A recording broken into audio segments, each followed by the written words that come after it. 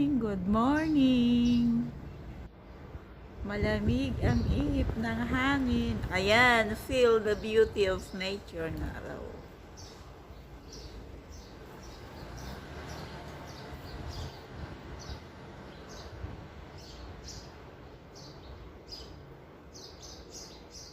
Malapit na ang winter. O winter na ba? Basta malamig nga, nasa 18 degrees na lang kami. Sa umaga, pero sa gabi, ay sa hapon, mainit pa rin. Ayan. Alam nyo dito, ito lang ang libangan ko. Didilig-dilig. Ano bang pangalan ng bulaklak na to? Meron pa rin ditong isang bulaklak. Kaso hindi pa namumulaklak. Ay, konti pala. Paglabas ko ng pintuan dito sa kwarto namin, ayan, namubungad sa akin. Meron din akong ayan, sampagita. Walang bulaklak, lanta na pala. At saka, ano to, kalachuchi. Wala pa rin bulaklak. At saka, pistachio. Malaking puno, yan siya, pinaputol na lang. Dito na lang tayo. Ayan.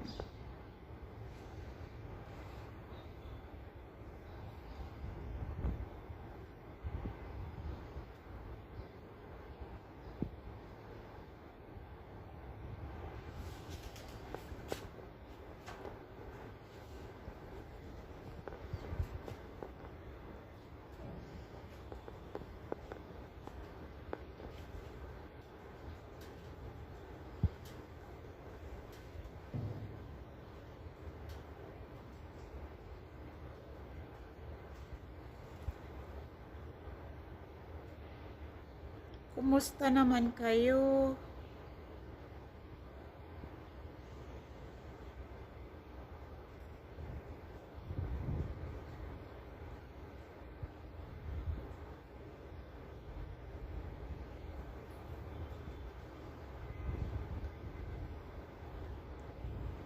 Maganda ang panahon ngayon. Mainit, pero malamig na yung simoy ng hangin. Pasko na. Absent na naman ang Pasko sa Pinas.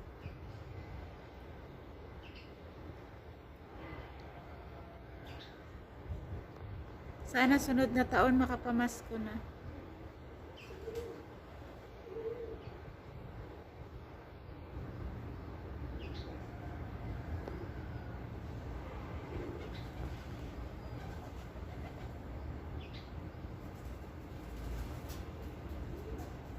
Ang daming ibon.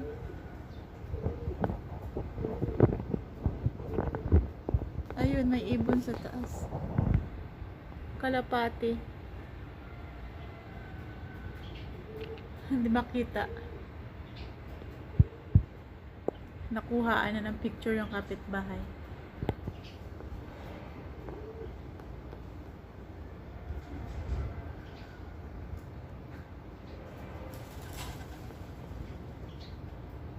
Maraming kalapati.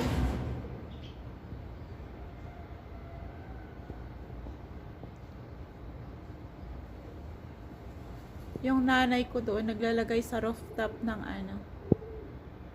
tubig at saka feeds para daw sa mga kalapati. Dati si Myra naglalagay nun eh, 'di ba Myra?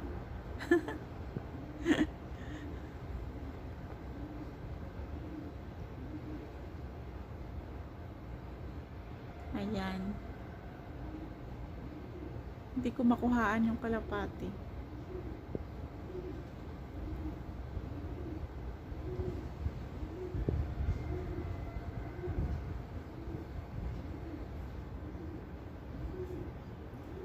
Humuhuni na yung